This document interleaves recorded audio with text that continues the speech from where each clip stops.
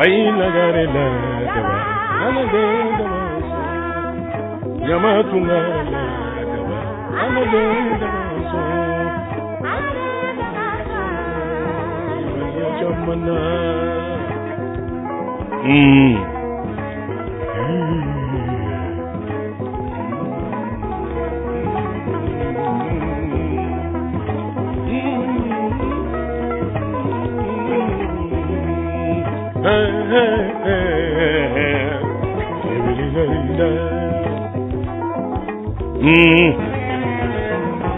Kabako ne ajaranye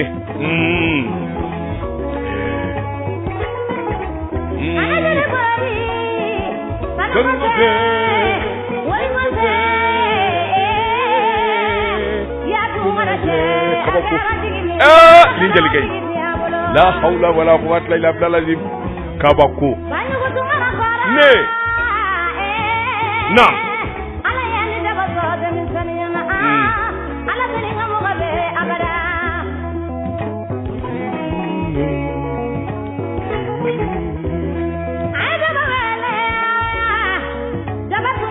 namu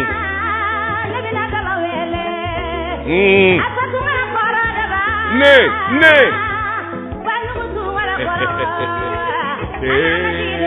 kabako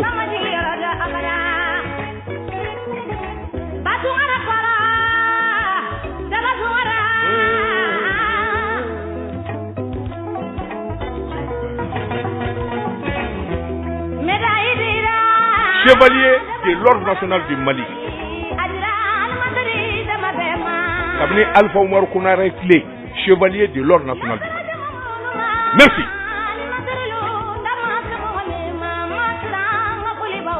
Bien. Alors, Bamako ana lamini na bolomada dugu Mali kono Mali kokan anga foli anita nibe kanyeshi au kelengele na bele jilema. Nyado ashwalembe radio Macha FM 92.9 ikado amimana kabo titibula minye Alpha Oumar Kounaré Mali président folo ni temeno kasoka ka doni mboli ibise misiri doma ibi teme misiri nga ibi doni mboli kare bele badie dobi inuma fe iyela modoro ko laje ibe antenne menene yende radio Macha FM manan radio Macha FM minye dabatu ngara na deme boye ina fo groupe Tanja olu defar la nyanga ka radio senzigi singa mi mise ka to ni so jabi bunya kuna foni dili bi bunya mi nya haklina wo seka bunya chugomi o de lamba be fo ka wali mando radio senzigi fura dama kana bla bila masangile zoro o ngam mi ngoni wuli ka joni chesiri animateur ni technicien bela jili bi seba kroso nyado ay chama vamuya ay ni so ja chama zoro nga hal binaka bi ambi deme nyine au fe aminu mba lame shufarat leka hal binaka bi ambi kangarda nyina au fe radio nga ka asawo chuomi anga wuli ka joku nyuyi amba be fuka wali mando ni mami baraka an lame Bamako iban soro fien tulokala mina ode 92.9 ni mami baraka an lame jesenandi fawre fe wal Mali yoro werela iban soro sura mi ve ode 3w.zeno.fm/Mancha FM. Alors minye bara tabule shuina nega krafe diko ale de bulu dalimbe nega kan minye nega jure na kara ci fanye ale de bo bela jile nyana bo o nga kasebango jetemine yamara minu ndila ma fiya tulu kala kula ko lu jetemine ni feminu nganga fo olu kajala tiga oye Abdou Touré angola shiba dala oye kamno ngoro kwale nye bayo adishi fia titan andlo lomugo titan bobodo atefo imegyena patoro koko ka keta bana kumati diko biye samedi sibiro aminyo zoro jemuka me nanga makudda baka kulashili kulashili batambulo binga ana nisoja kaduma lame kamununu saloke kuma minu mana banda ma no foni ala sona o kuma amba befo ka woni mando akala mel ko nyumana ne dogoni Salah Sissoko. Ah, ne dogoni be New York. Ma sœur, tu vas bien? Ini Frouke, Anika Demson, nga fuli be kanye shauma. Ma sœur Salah Sissoko. Ablaye Sissoko Demso Kabosegu. Say! Pop up! Pop up! Come on! Up!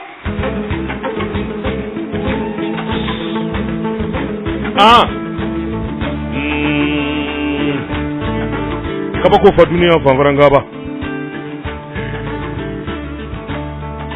Pop! Pop! Pop! Pop!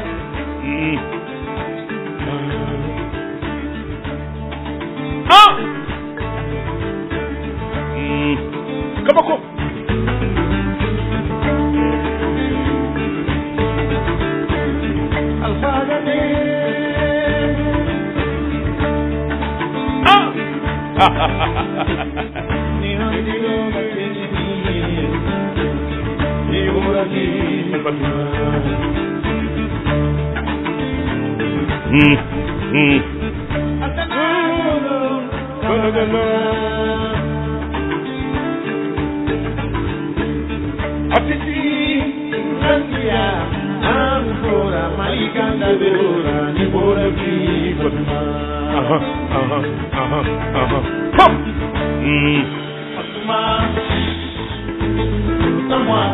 Son Excellence,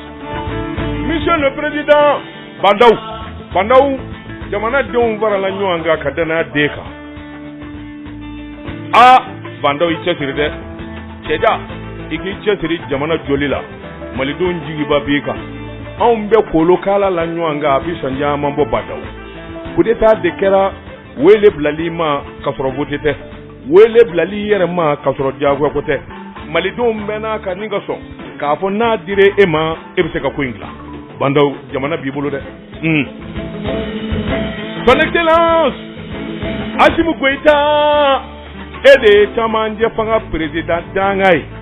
Assimi Goïta aw minnu ɲɛ sɔrɔla so ye n'a farala ɲɔgɔn kan. A ko jamana sɛgɛnna, jamana ɲɛnina, jamana tɔɔrɔla, minɛ kojugu ani sara kojugu. Aw sɔrɔsiw anw dara la an sɔnna ye Mali kɛra ta ye. Assimi Goïta wuli ka jɔ boloda joona i ka cɛsiri kɛ. Min ye jamana karangadaw ye u ka suwa. Maa kana na dangara na tuguni. Pop! Son Excellence, Monsieur le Premier ministre,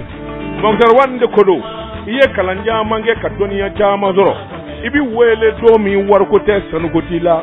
Sabula, farafina babolo min faralen bɛ ɲɔgɔn kan i y'o ɲɛmaaba ye. Sara ka ca i bolo, makama ka ca i bolo. Nka i ko jamanadenw ye wele bila ma ɲ'o bɛɛ bila. Min ye faso ye kana dulokiba don ŋana. Aw de ye bɔgɔ kɛ, aw de ye ɲininka ci kɛbaw ye. Aw de ye minɛnɔgɔ kobaw ye. Sabula gouvernement a n'a premier ministre olu de baara kɛbaw ye. Mokhtar Wane an dalen b'i la dɛ. Pop! Pop!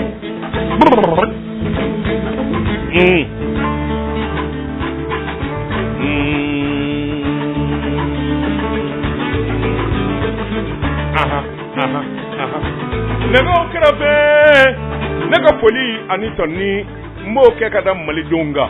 minnu sigilen bɛ jamana kɔ kan. Ne balimamuso sigilen bɛ ɲininka New York, Ablaye Sissoko denmuso Salah Sissoko,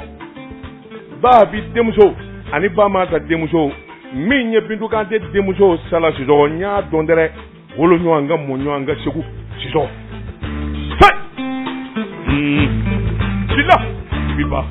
Sila biba Dangoroba dalen bɛ New York ntɛnɛn na ko a ni su. Alaye Sambu Sise Karesi. Sambu Sise bi Paris. Sambu ne ka marakakɛ bɛɛ y'a to a de ko Tamba don entrepreneur don. Ni n'a ye ɲɔgɔn ye Paris i k'i tɛgɛ t'a tɛgɛ ko a ka jelikɛ min n'a bɛ kuma radio la ko Daba Tunkara ko ne ko a ni su i bɛ n ka foli fɔ a ye entrepreneur Tamba don Paris. Say pop a pop.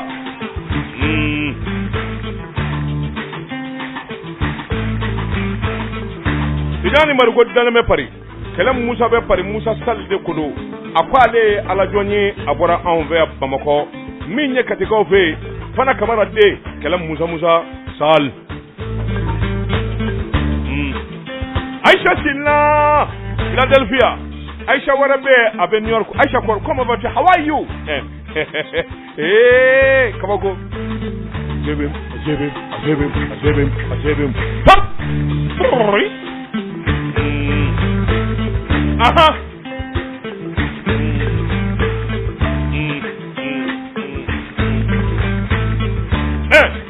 Nga grafe na e mami njai chasiri na e mami njai daka suna ne famma di tara lahara ale de afone dabatu ngara kana suna kamme kosobe cheba koro ni mugo bi yere lai ka suna manja shufe aha mawo manna nyena suna kacha ikado ka girin manja suna baliya ati penge cheba koro la mami mbe ala nyini ndi ba fe ka ala soro yoro ningele fo ka soro shufe shu bele jele basali ani wurdila oh mami ngo kibo ka yalma ebise ka suna ko sobewa ika suna manja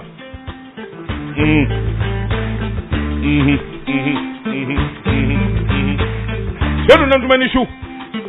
karan galin ni shu bajangara ko ka dangele de kudu malade de kudu wa ni shu ale de 1 milliard 500 millions ayo do misiri kele na faso yi ko faso kada islamiya kada dine kada nan duma ni shu bana makaw kan maju se manani shu kalam maju de kudu karan gali ya de ani madubule de Ibrahima karanya rabbi bama de bali kolochi kolo yora mekemi na kateli yora mekemi nga don nya sona alaye min zona kiraye min zona balemaya makaso demema min zona islamaya ka sangorota Ibrahima karanya rado shifindo kwani shu karanya rambodi bama de ibaye bama ay lelu taslama o kana misiri jo ala ko misiri mbi jo ngate ka lenya na ala ba so ya dilade warwa misiri kuma fo amamme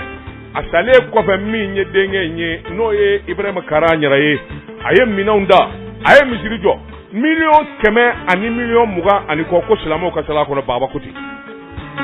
karanya namba udi ni shu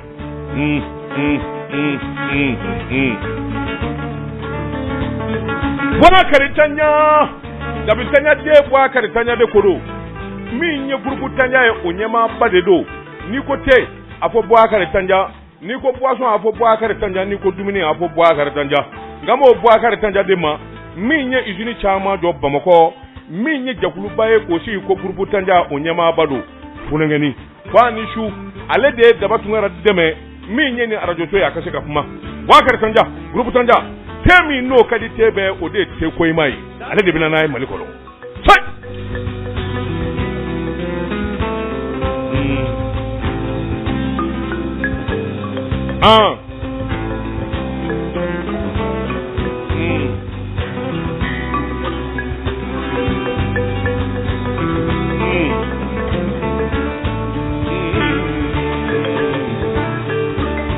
nega bayni man na ko sebe mi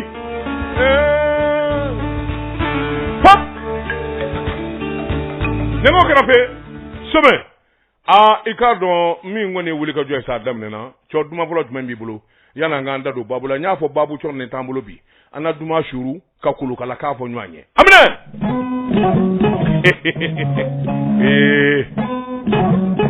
kamako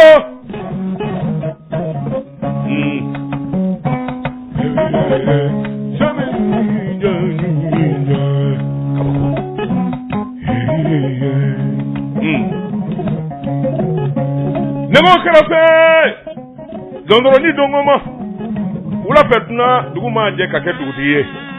nimi ma seba ode wele ma minu zona bana ma chetirlu jalba ba de namu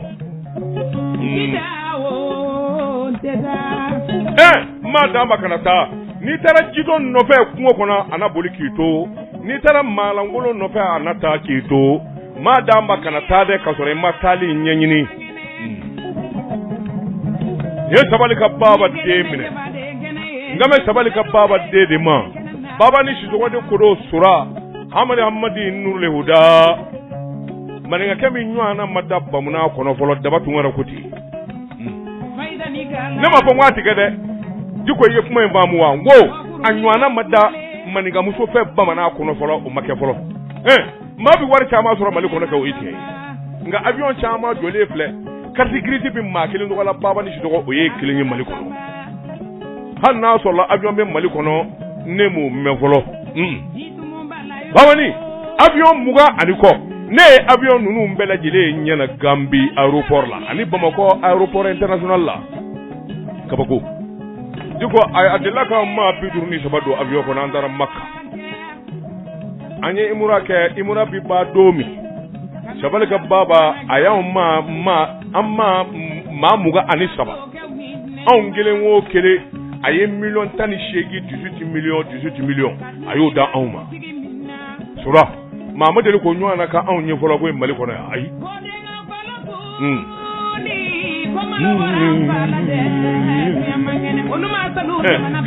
diko i jɔ dɛ a jɔ anw ni baba ni tale Makan journaliste minnu kun b'a la Si Solomon Si Daba Tungara ala ka baba Sisuma ani Mamadu Bakari Kulubali ala ka hinana anw ma naani de taara a nɔfɛ sɛbɛnnikɛlaw la journalistes la Mali journalistes la an zara la ngo an bɛ taa so ne ye bɛɛ kɔnɔ sugu ngo an ma baba ni yɛrɛ a ka ko cɛ wo cɛ ni mi cogo dɔn an bɛ sɔn ka kalo 2 kalo 4 k'a bolo magaya a tɛ so ta ko kuma fɔ ne ye min fɔ et j'avais raison parce que o dugusɛjɛ an tora surafana dunna ko k'a ye avion kura dɔ san k'o bɛ Bombai Hindu ka jamana na ko avion bɛ Bombai k'u taara immatriculé donc ko avion dɔ b'an ta ka taa Bombai an bɛ taa don avion kɔnɔ ka na ne ye n ka mɔgɔ wele n k'a ma ye Bombai taa ni fɛn minnu donnen fila la ni Ala ma jan an bɛ kalo 4 kalo 3 kɛ anw dun bɛ balo an sen kun na n'an dora ye an ka denbayaw b'an kɔfɛ o y'a sɔrɔ seli yɛrɛ surunyana sunkalo seli kɔni selijini ne u bɛɛ kɔnɔ suru n ko an bɛ min kɛ sini n'an taara dumunikɛyɔrɔ la an bɛɛ k'an ɲɛ kumu n ko an b'a fɔ n ko an ka patron ye an wele ko n'an ma taa u b'an gɛn ka bɔ an ka radio so la an y'o plan tigɛ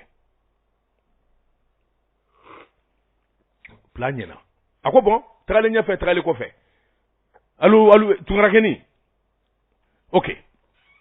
sɔnna a y'an wele enveloppe belebeleba in kaki a fan bɛ wari la dɛp Makan wari an kɔrɔtɔra ka taa an ka chambre kɔnɔ bɛɛ b'a fɛ ka taa dɔn min b'i bolo ne ni Si Solo anw bɛ chambre kelen kɔnɔ chambre belebele li kelen bɛ yan an fila dalen bɛ ɲɔgɔn na an do Gemini dɔ b'i bolo yarɔ hijitalaw b'a dɔn n'a taara Makan a bɛ Gemini dɔ sa i b'i ka fɛnw bila Gemini min kɔnɔ an do Si Solo y'a ta bila Gemini kɔnɔ ka culotte don ka pantalon don ka ceinture siri sabula ale dalen nɛnɛ na sabula ne n'ale bɛ ɲɔgɔn dɔ kuma min o y'a sɔrɔ radio baara tɛ ne tun bɛ suguba kɔnɔ coxeriyaw ni nganamu ni fɛnw na donc ale ma se ka dɛnɛ na fiyewu a ko nin jɛni a kun ka kɛnɛ cogo min karatuma don a kana taa ngɔnɔ bi se ka n ka wari ta nɛgɛw kɛrɛfɛ ne donna ɲɛgɛn kɔnɔ ka ɲɛgɛn da sɔgɔ ka wari in bɔ ne ye wari in dan k'a dan alors u ka réception na ne ye jateminɛ kɛ wariw jate bɛ yen un dinar égale à combien de francs français o y'a sɔrɔ francs français de bɛ yen donc ne jiginna ka to o fɛn lajɛ tuguni min ye machine à calculer fitinini n y'o san ka yɛlɛ sanfɛ ka taa ɲɛgɛn datugu dala tuguni kɛ n ka wari dan k'a dan n sɔrɔla ka wari in yɛlɛma francs français la o y'a sɔrɔ euro tɛ yen donc du franc français maintenant au CFA n b'o jate dɔn n y'o fana calculer ne y'a ye j'avais 18 100 000 francs 150 000 francs à peu près ne da kɛ pop Si Solo gila mun kɛra n ko Gunter ne b'a fɔ ale ma Gunter ale b'a fɔ ne ko man pasteur ne ko Gunter la sa a ko nam n ko wari min b'i bolo i y'a dan ko ale m'a ta da ko ni dugu jɛra kana wari ko kuma fɛn su na dɛ bon n ko ne ye n ka wari bɔ k'o da dilan kan n ko nin wari n ko n'i y'a fali CFA la ça fait 18 millions a ko a bɛ sigɛrɛti kelen dun a tɛ sɔrɔ ka sigɛrɛti pan ka taa bi ne ko n ko dɔ bɛ to a la bi mais min f'i ye fo ka taa fɔ dugu jɛra Si Solo ma suna ne yɛrɛ ma suna sɔɔni ne bɛ wuli ka taa don ɲɛgɛn kɔnɔ ni ne bɔtɔ sera ɲɛgɛn kɔnɔ kuran fɛ la a bɛ sɔn o kɔrɔ ye i tɔgɔ dɔn a ma suna seyi kaba ko fa duniya fa maranga ba sabal ka baba ale de be ma ke fato e ka soro bana mimine ni ora ni shigirta la tala wala o de kaba ko première fois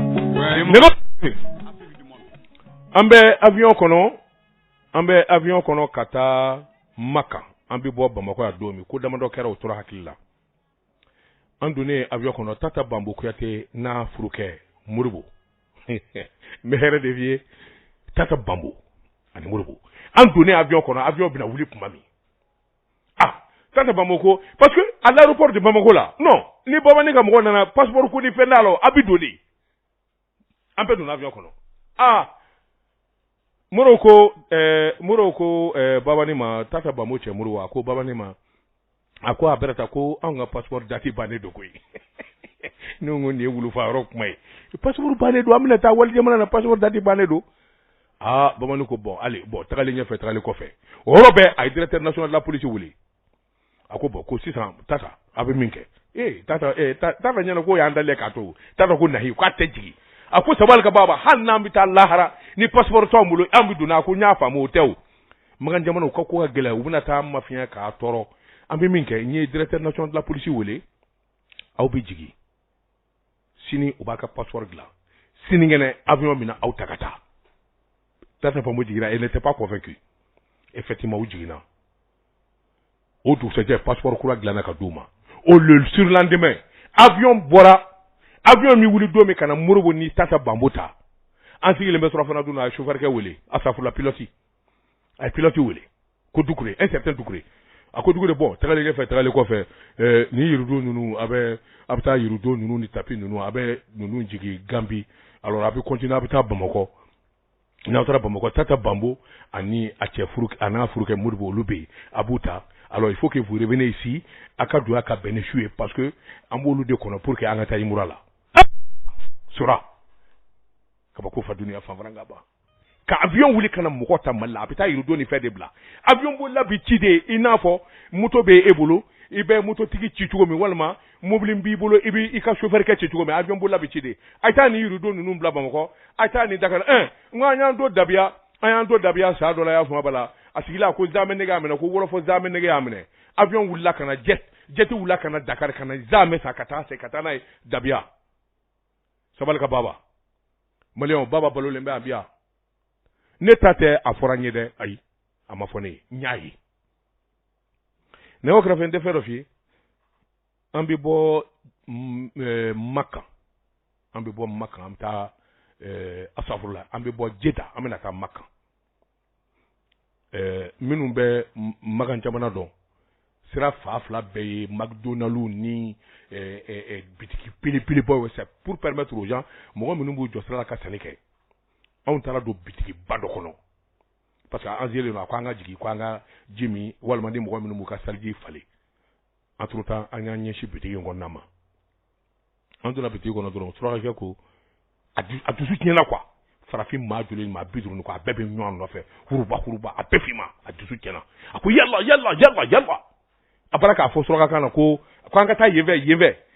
mina daduma bɛ yen nɔ de mina minnu da ka di minnu mi non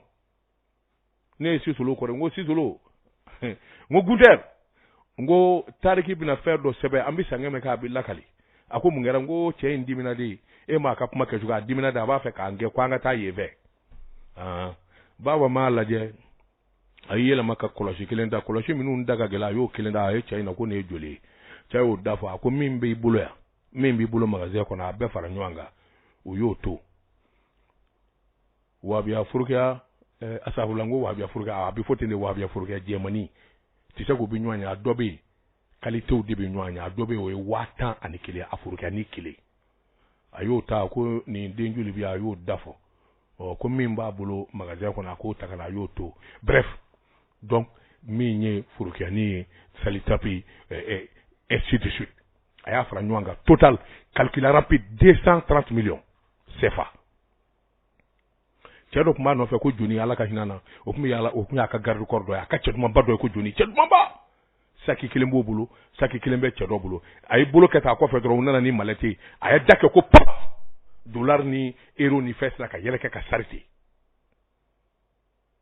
a a ye wari compter k'a di cɛ ma k'a k'a falen ka a y'a sɔngɔ fɔ a bi bɛn min na CFA dollar la a y'a d'a ma cɛ ye wari minɛ a bala k'i kɔ don ne ye Sisolo wele n ko i ɲɛna tɔ nin na dɛ baba tɛna k'a girin ko hey a y'a claquette kɛ ko hey baarakɛlaw bolila ka taa u ka patron ko a bara k'i wele cɛ in bara k'i wele cɛ girinna cɛ belebele de don a girinna k'a bɛ yɛlɛma dɔrɔn a bɔra ka bin ne ko mɔrɔ ne nana jɔ a kunna bamanankan na a tɛ ne ka kuma mɛn ne ko tu e de la n ko barika ba ni jaasile e ma bin wa sora hey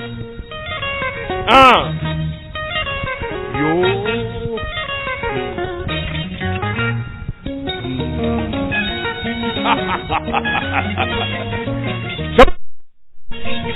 Bamari tuti angume ni kalo kumbe ngo nego karafe antara Gambie Mali est coupe je ne sais pas je me rappelle plus coupe Kafoua ou bien coupe du CEDEAO je ne sais pas c'était une coupe africaine à tournant pour la Gambie Mali est coupe follow minta équipe nationale je crois que c'était ça bien sûr c'était ça à toi sur les grands frères, les Demba Koulibaly, les Karim Doumbia, mon grand frère qui vient encore, Dieu merci, Djibril Traoré, tout le monde était là-bas. Toute la crème sportive et des journalistes sportifs étaient là. Mon cher, si on a quoi Suraka Hotel là, comme Mariato Palace. Attends, les Surafana Duna. C'est un groupe Billy Badé de Borakapi. Mashima magala bete manana mi mana yo bi nyache mi mana obi nyache beni ka baga ni menywana beni ka klishi ni menywana nini wartige nywaye nga sira ka seke nzo bete manana ne baga ndele no ko mor nini me fenge baba la ya fo ambi yala le no fe na soro ni mbe fengala est-ce que on mi yala no fe wa nini mbe fengala samba soro asara mena ayra se no saka de ako ayo nye fe no so de jontado ma bi kuma o tigi be ya akwai nyara na ni faranta ka sura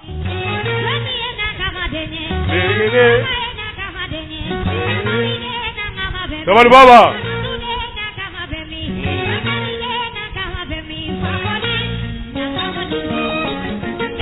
Josai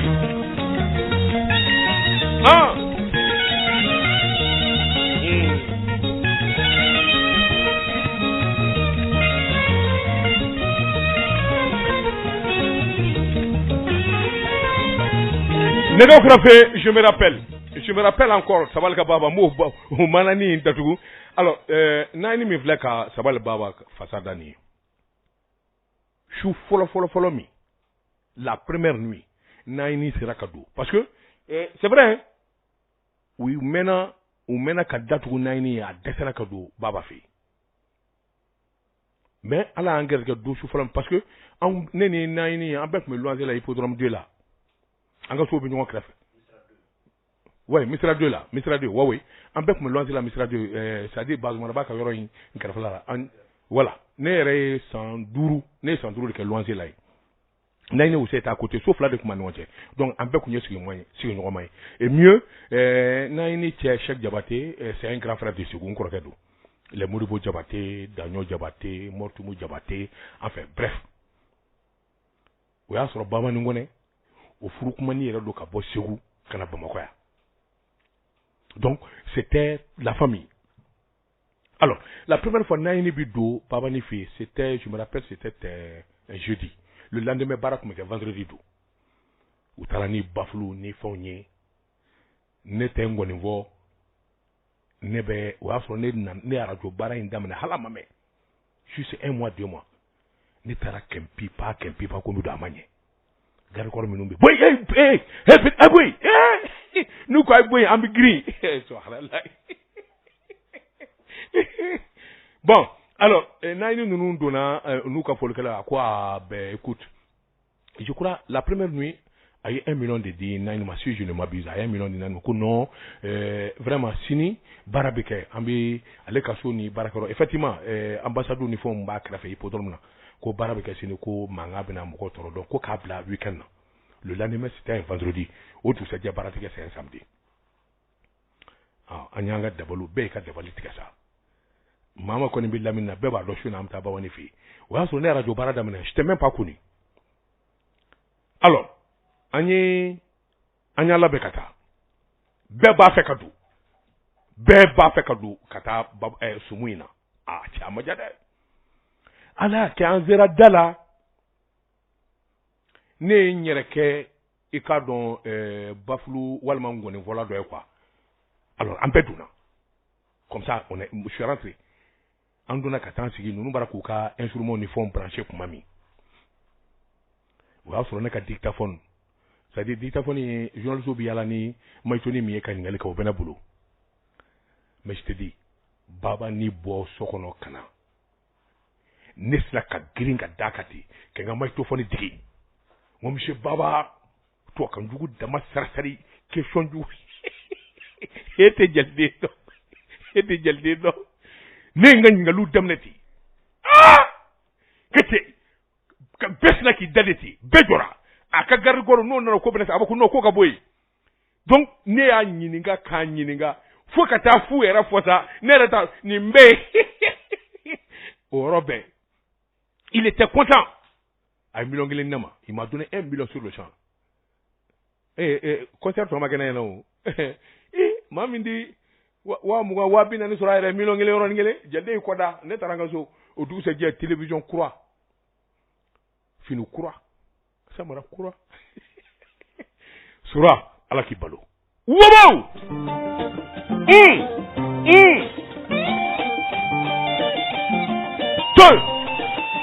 an balimaw a suwalen bɛ arajo manca fm 92.9 haka ja i k'a dɔn sibiri o sibiri an bɛ ɲɔgɔn sɔrɔ kɛnɛ in na an b'a fɔ ko dabaka kɔlɔsili i n'a fɔ nin tɔgɔfuranjɛ in na i k'a dɔn kunnafoni jɔnjɔn jolenbaw tɛ yen alors an n'a lajɛ ka ɲɔgɔn nisɔndiya ka baro kɛ ka foli duman k'a la nɛgɛ kɛrɛfɛ a sankɔrɔta wobo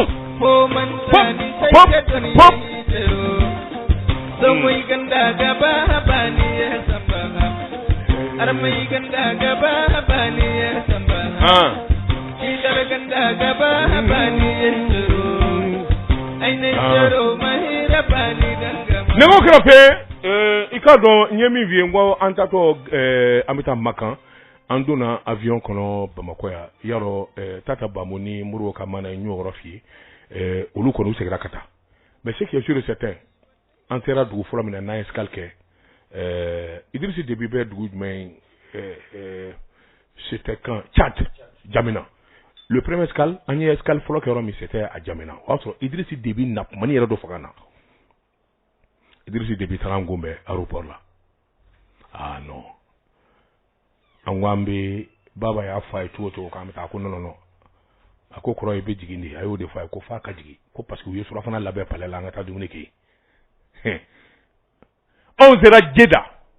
baba ka avion jiginna c'est à dire que mɔgɔ mɔgɔ bɛ Jeda aéroport dɔn aéroport piste min bɛ a bɛ piste 200 ni kɔ bɔ avion bɛɛ n'a jigiyɔrɔ don les vols commerciaux olu bɛ jigin yɔrɔ min les vols présidentiels les vols c'est à dire que piste bɛɛ avion bɛɛ n'a jigiyɔrɔ de don a pistew dabɔlen don a kama donc roi bɛ jigin piste min kan ça o ye piste privée de ye anw jiginna yen wallahi an ka passeport ma lajɛ avion taara an ta piste sanfɛ avion taara anw ta piste sanfɛ imagine toi magan sécurité ko bi cogo min mais avion taara anw ta mobile taara anw ta piste sanfɛ an jiginna ka bɔ avion kɔnɔ ka don mobile kɔnɔ u ye passeport bɛɛ fara ɲɔgɔn kan minɛn kelen tɛ anw bolo min lajɛra k'a dɛlɛla k'a lajɛ non baba a fait ça devant moi sabali ka baba a y'o kɛnɛ ɲɛna wobo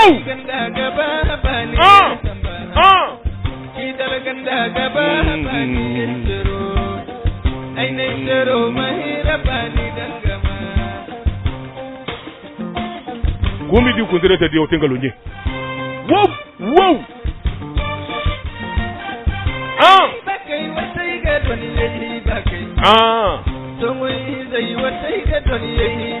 nemo kira fa samurata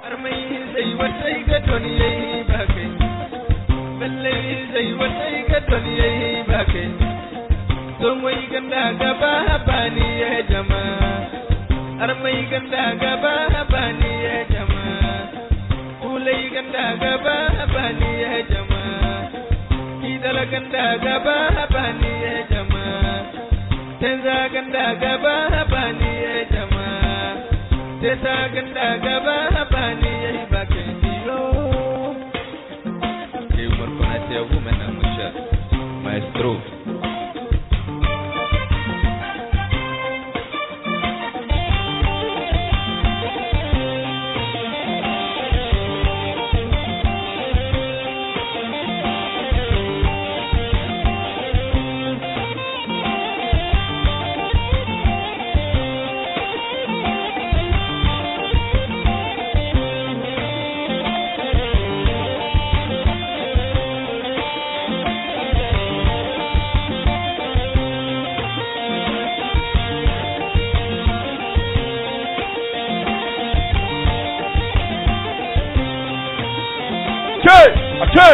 Che!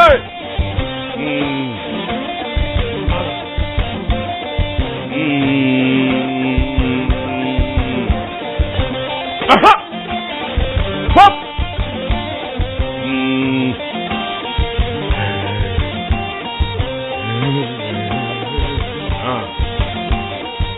Negaokrafe mba fe ka fiye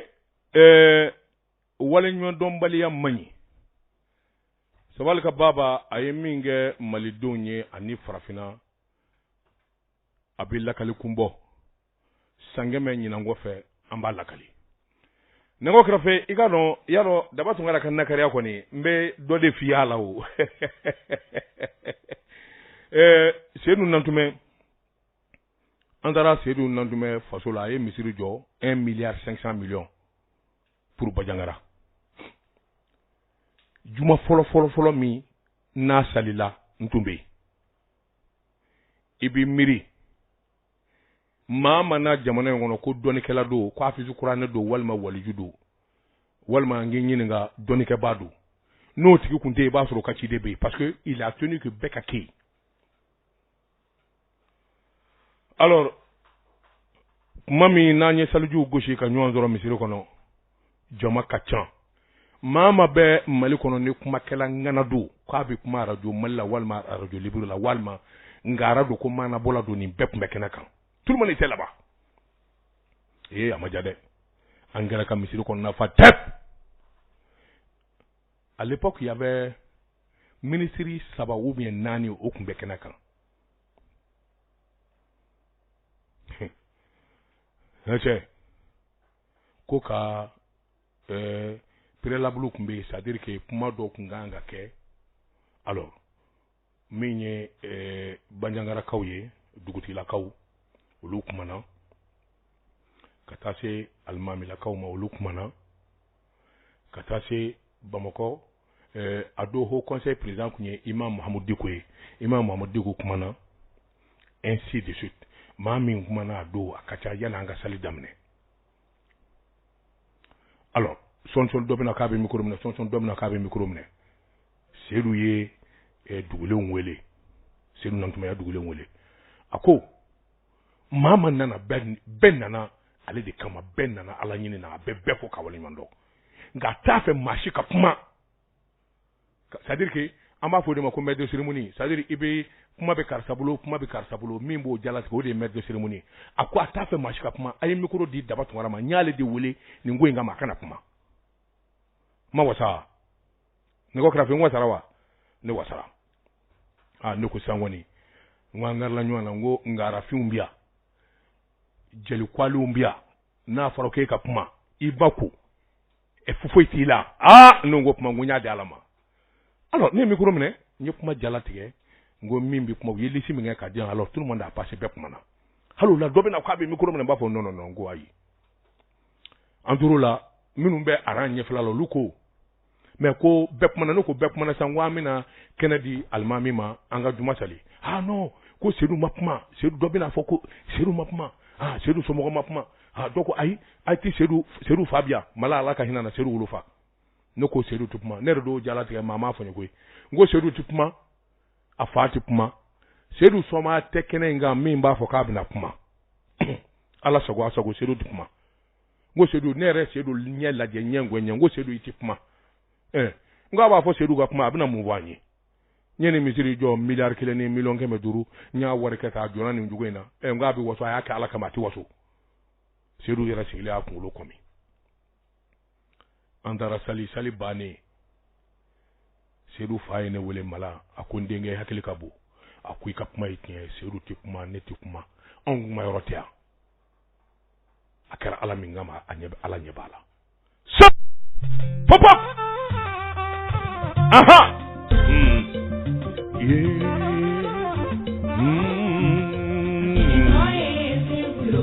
ala amba ya we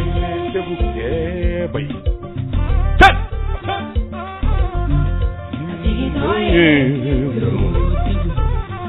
amba ya we sebu ah ala kabako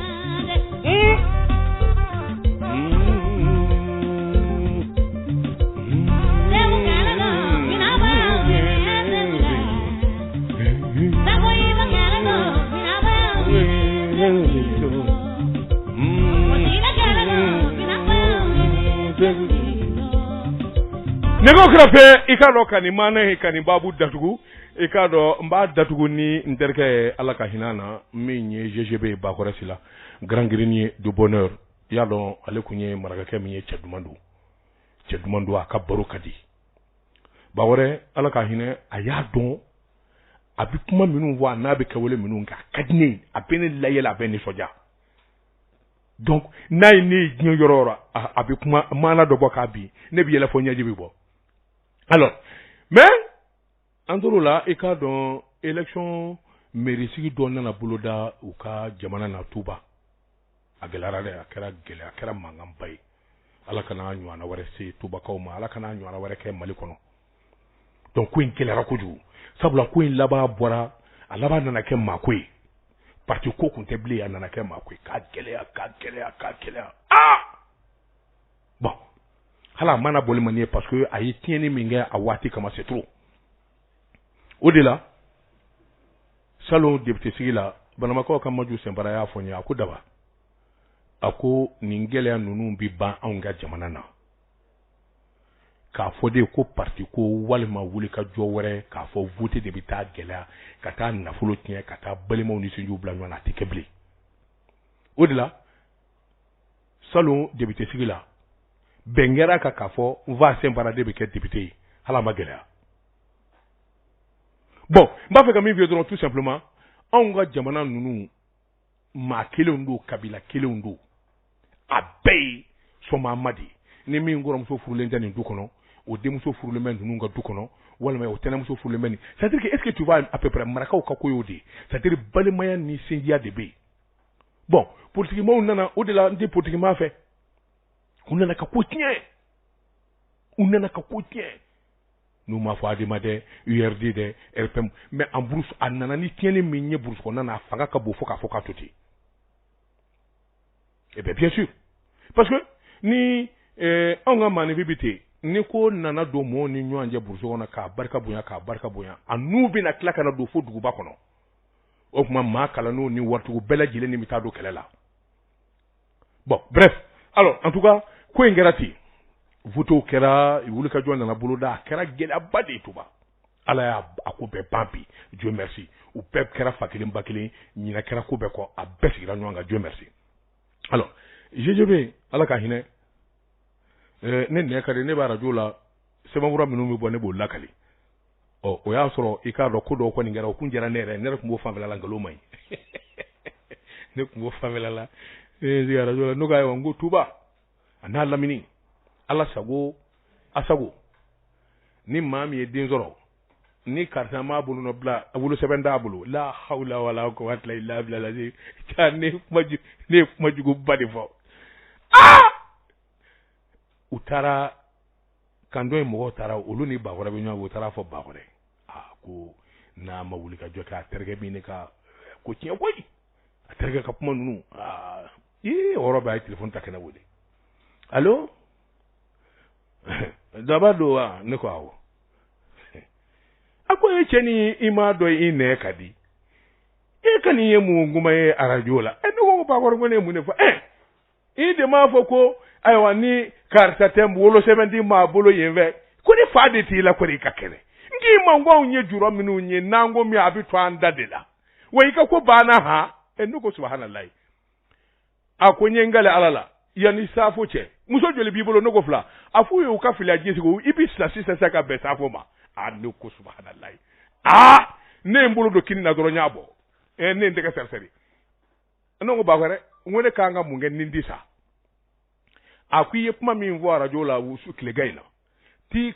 ibi tafo no ko radio datura ako ni ma radio dale bisa ko ita dale de ka kuma invo ndeka suno ko nini ndimi no ngona dano ma ngomi tafo ngomba fo tugodi iba fo ka makai ati kai ne ba hore de ko ka ati kai wa ati kai no ngo dama do akwawo anu ngomi tofo ala ka nyu kuma ko no ko blati ne afa ngomi tafo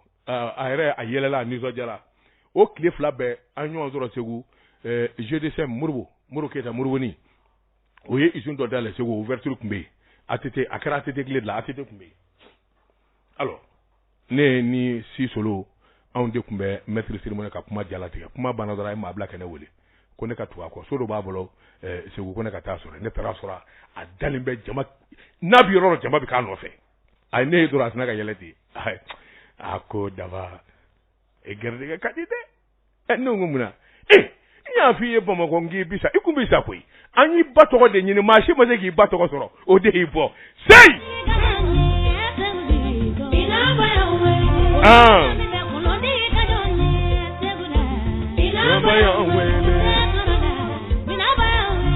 segu sigido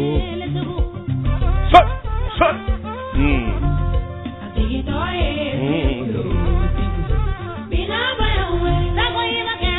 nego krafe ikado ambi se kana ka kurofo kunje ibano ni moke mon grand-père maternel atoko de ko Jardemba Jalidemba Kuyati ale kum klakede mais l'un des plus grands menteurs du monde abin kaloti ka fasara c'est mon grand-père tu sais une fois on est à vacances là à fait c'était déjà en quelle année je me rappelle plus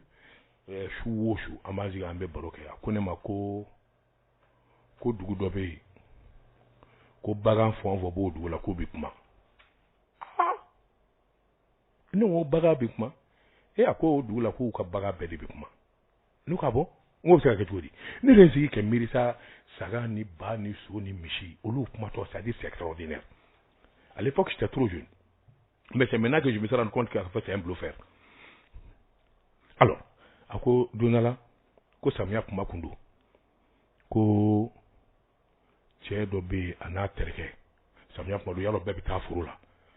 uladan do feni sile mot na ka bo furula terke ngoni nana jona ka bo furula il voulait aller voir l'autre là aller dans le dukono ka foli ke marché malheureusement il y avait personne marché kundu sokono anula e babari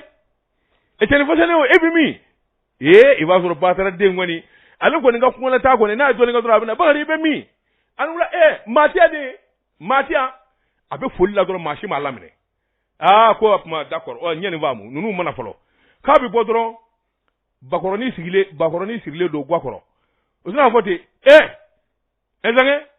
ka chedi sigoy ba ri boro ko la meno nga chala de bora ka ta du ko no duguni yangadi che yelema kuma kay mbora romi min yene kuma fo ayi yoro belaje amma mayi anyete mana akamana kwana anye be fami ziri lawe bakore ayi mununu ki mununu anye laba tara be bakore ma bakore fa ne ni kuma mi wo kuma e kan wana gwane dula nye mi bi ekinya dogo yi donc ayi tiga gasoro ka fo bakore ndi kuma na ako subhanallahi abora atara kasu ka boye kasa kasu nene ya mine.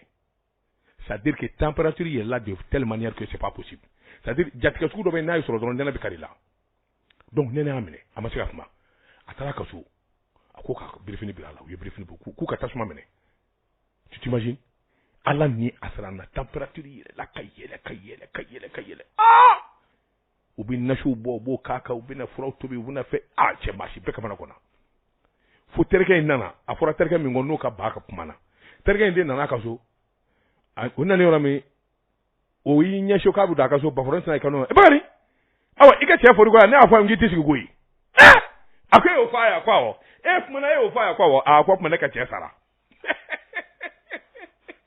mais lui ale ma siran quoi, c'est-à-dire que i b'a dɔn maa dɔw bɛ olu u kana ka gɛlɛ u ja sigilen don ale ma siran o yɔrɔ bɛɛ a taamana k'i ɲɛsin terikɛ in ka so quoi ka taa sɔrɔ soma bɛɛ kelen bɛ dɔw bɛ kasi la a ɲɛjɛ b'a la ka tigɛ a tɛ ka kuma fari kalamanba u bɛ nasiw mɔ a na u bɛ fura tobi yen u b'o kɛ tan sira ka don ten a ko zɛngɛ k'a kɛra cogo di u ko i ka cɛ bɔra dugu kɔnɔ ka na kabini a nana a ma se ka kuma a taara ka foyi fɔ nɛnɛ karilen don a la a ko a sera ka fɔ a ye bɔ yen ko bɛɛ ka bɔ a kɛrɛfɛ bɛɛ bɔra yen a sera ka taa ten a ko zɛngɛ ne ka ba ma kuma e fɛ ne ka ba ma kuma e fɛ zɛngɛ dalen birifi talo ka wuli k'i jɔ ten a ko k'e ka ba bɛ kuma dɛ e ko de fa t'e la ne ni ka ba bɛ baro kɛ don o don ni maa tɛ yen ni maa ko nin an bɛ baro de kɛ don ne ka ba bɛ kuma o ne kuma nin fɛ ye de a ko walahi i ma nin fɔ ye e bɔ ne ka ba bɛ kuma cɛ tɛ ka kɛnɛ ten wobaw two four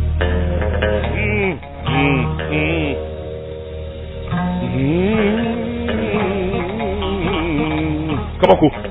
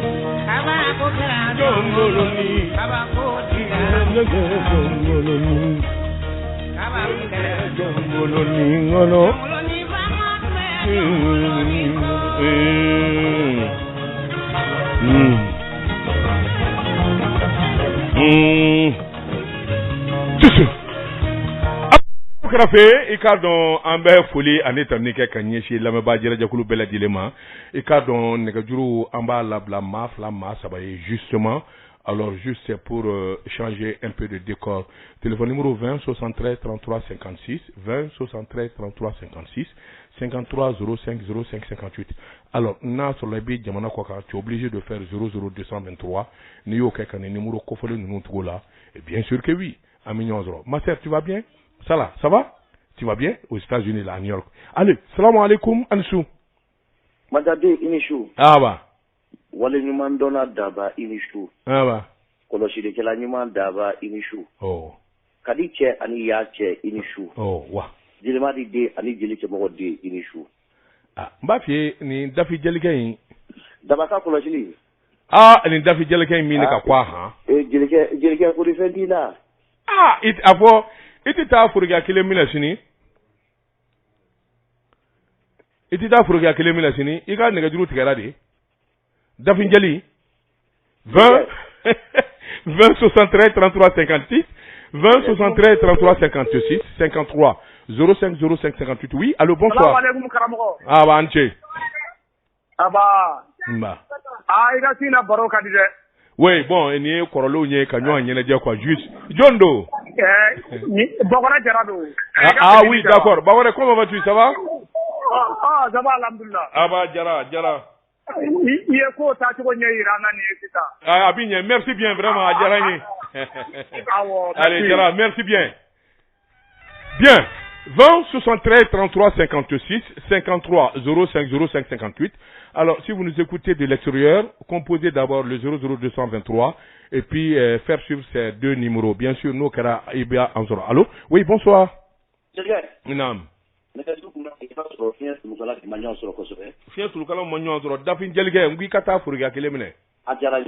Merci bien, Daou. Merci bien.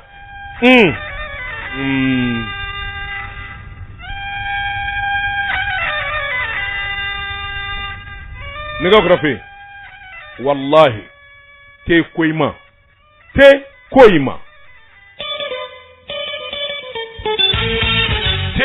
Koima mbalmakɛ mbalimamuso n'i ye sɛnugu jɔlen k'a tile kala de b'a kɔnɔ te koima te dɔnb'a lajɛw olu ka te min gofara kabini kunungo ala ye jamanadenw gɛrɛsɛgɛ la n'o ye malidenw ye bi te koima n'i ma deli k'a nɛnɛ e k'a k'i taamaɲɔgɔn ye bani taamadenw ka taa se maa minnu bɛ baara la a marali ka nɔgɔ kojugu te koima a forokoni ye binkɛnɛ ye ke bilenma kɛ k'a cɛrɔ tigɛ ni ka sanfɛla in kɛ vɛriti ye dute min baw ani sanni feere kɛbaw a y'aw jigi kɛ te koima ye a caman b'a ni dɔgɔtɔrɔli santa ko la a y'aw sɛmɛ groupe tanja la u ka nɛgɛjuru sira 20 22 49 24 u ka dabɔlen bɛ ka bila minisuma kɔrɔ la Sotiba te koima te dɔnb'a lajɛw ka to yen sɔgɔma fara su kan ka taa fara wula kan te koima tew la ten. Bien. Alors, on va faut ka awale nyimando Abdou Touré baraka tamajon jira ko wati dafara il y a pas de souci sabula radio Mantia FM duma dama de betu nyona ne be wuli sa ken go kan na ko koloni DJ Papitek. Ce garçon là, il est extraordinaire. Il chante bien, avec mélodie don, avec dongili don et puis il sait ce qu'il faut dire au moment opportun. Radio Bara Ninde. Parce que c'est que les animateurs oublient. Il y a donc il y a une émission manquée, il y a des follow pardon. Il faut que toi-même tu sens qu'à ce que tu es en train de faire, ça te plaît. Nous, tu te trouves dedans, c'est que Abidjan Mouroy. Bon, DJ Papitek, il est comme ça. Un garçon formidable. Folie, Frafina,